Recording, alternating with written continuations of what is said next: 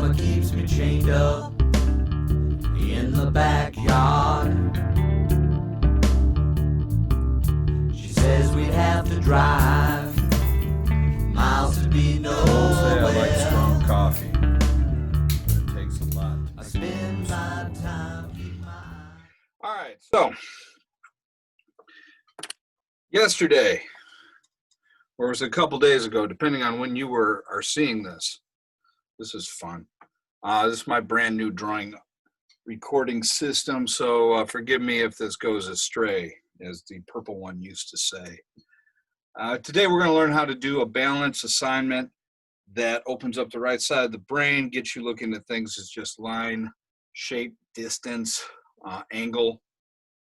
And we're going to base them on the things that we talked about, the describers of elements. The element that we are focusing on is line. The describers, there are three of them: organic, geometric, and biomorphic.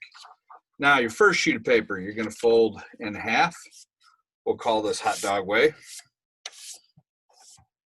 All right. And we're going to open this up, and we have this line down the middle. Now, whatever we draw on one side, we have to flip and do the mirror image on the other side. What are we going to draw, you say? I'm glad you asked. We are going to just draw lines. We are not going to attempt to make an actual image. And like I said, whatever we draw on this side, we flip and do this side. Now, this first one's going to be organic. So this means no perfectly straight lines. This means no perfect curves. You can have flowing curves. And we're going to stay tight to the center at first till we feel comfortable about what it is we're doing. All right.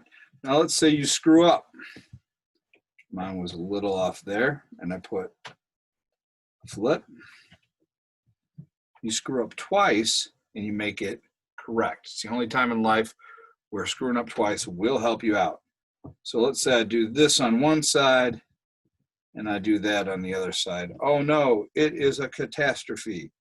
No, it's really not, because then I just put the line that I messed up on the left over on the right, and I put the line that I messed up on the right over on the left, and I have solved my problem. Beautiful. Now you have options here with these lines. You can thicken these lines. And sometimes that's a way to fix lines as well. And if you make one a little too thick, you just go back up and make the other one a little too thick. And like I said, stay close to the center at first till you feel comfortable. Once you feel comfortable, then you can start making your lines more difficult. So let me try to do an actual difficult line here. One that goes out, back, up, and down. All right. So to flip it, and this is very much like the faces in the vases picture. All right. I screwed up there, so I got to screw up over here. All right, and that's all I do. I just keep adding lines. It starts to feel like a video game after a while.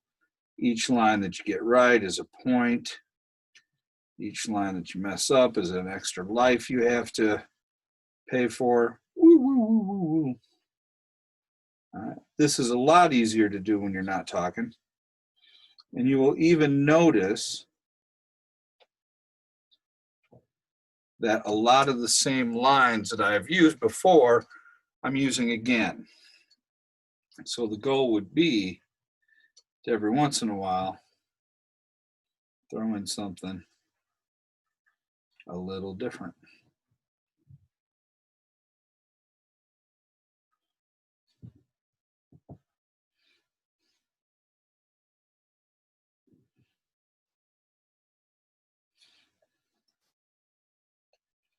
So that one's going to be a little bit hard to do. Yep. Especially when you didn't look at your first line.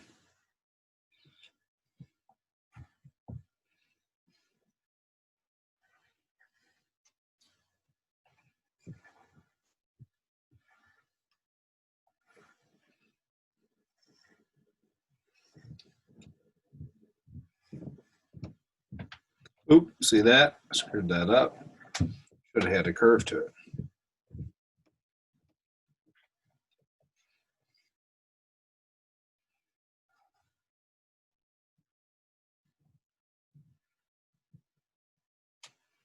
Yeah, that one threw me off.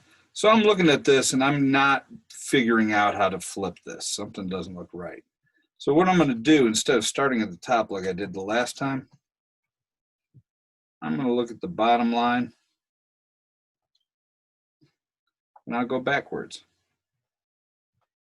Sometimes going backwards is the best bet.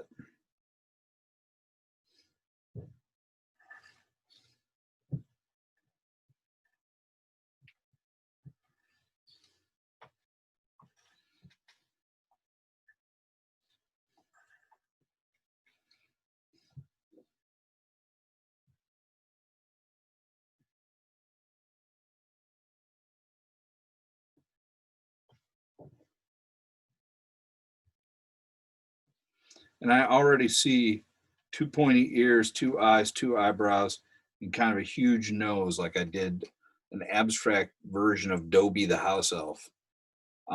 That's what your brain tries to do, is it tries to understand these symbols that you are creating, even if they're not supposed to be anything. So that one I had to go backwards again. All right. So now, once you've got this whole thing filled, what you can do is kind of go back and decide what areas need to have thicker lines, what areas need thinner lines, like maybe I'll thicken up this line here. Boom. Boom.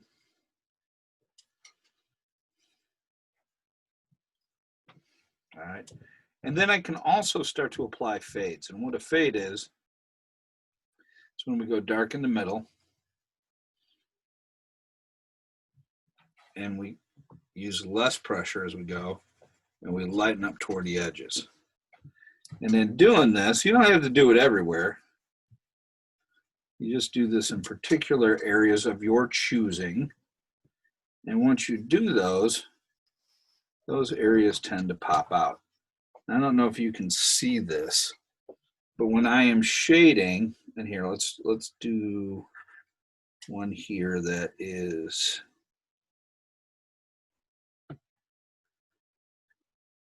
one that can be very blatant. When I go down here, if you look, I'll slow down. If you look at the motion of my pencil's going in an oval. And the reason I'm doing this is so that I can cover it evenly. And this is a process called feathering. And I can use that to create my fade going outward. All right. After a while, this kind of feathering becomes second nature, at least with soft media like pencil and charcoal, ebony, chalk pastels. Actually, chalk pastels are soft enough, and certain charcoals are soft enough that you don't have to do really pressure. You can smudge with your finger. All right, so what you will do is you will fill up this whole paper, and then you will do another one, but this time it'll be all geometric, all straight lines, perfect circles, or at least near perfect circles. So I'm going to start the same way. A lot of people find the geometric lines to be easier.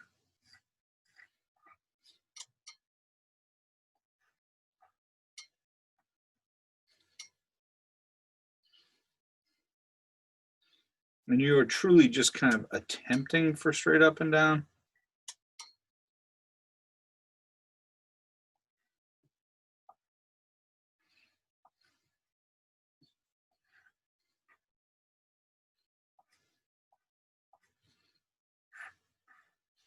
You have lines intersect, you're going to have lines overlap. Basically everything we did with the last one, except now there are all straight lines or perfect curves. And I haven't put a lot of perfect curves in there because I'm just going to fake them. I'll be honest with you. I'm not going to go back and get a compass or a chart. I'm just going to do that to the best of my ability. Maybe I'll swirl around in a little. Oh no, it's a giant multi-eyed cyclops. Wait, how can you be a multi-eyed cyclops? I don't know. How can my brother be an only child? These are all problems that we have. All right. And the cool thing is, in later life, if you want to design yourself some tattoos, these are very nice on your spine or on your forearm. You could also do pen striping on cars. All right. So basically, it's the same thing we did before. We're just doing it with perfectly straight lines. And then when we're done, we'll come back and we'll start to put these fades in here like we did before, some areas. I always find it a lot easier to do fades off the geometric one because you can always find a corner to do it out of. I guess you can add organic too. As my mom said, sometimes you talk just to hear yourself talk. This is true about a lot of people. I always wondered if I was the last person on earth, if I would continue to talk to myself. All right, so you're kind of getting the idea of this. And we could take it longer too. Now, at the moment, this is completely geometric in a very relative sort of way. But my third one is going to be biomorphic. And you say to yourself, well, Velato, what is biomorphic? Biomorphic is when you use both geometric lines and organic lines. So let's say I was about to turn this biomorphic. I mean, I would finish it if it was for my assignment, which it is. But here's how I would go about biomorphic. I'd start out straight, and then I'd curve when I was starting to get toward the end of the line. All right? Or I would curve, and then I'd end up straight. Oh, see how I messed that up? Twice. All right, let me see you do it twice. Okay. Fair enough. All right, maybe I do this. If it starts looking like ancient ritual symbols or perhaps something space aliens left behind, you're probably going in the right direction.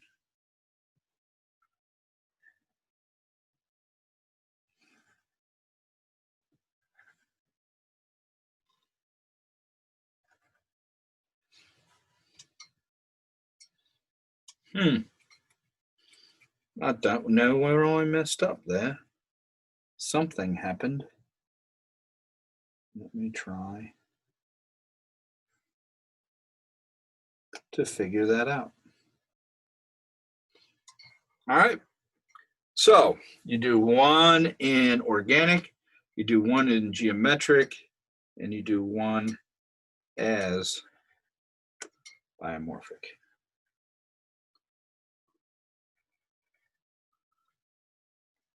And if you end up creating lines,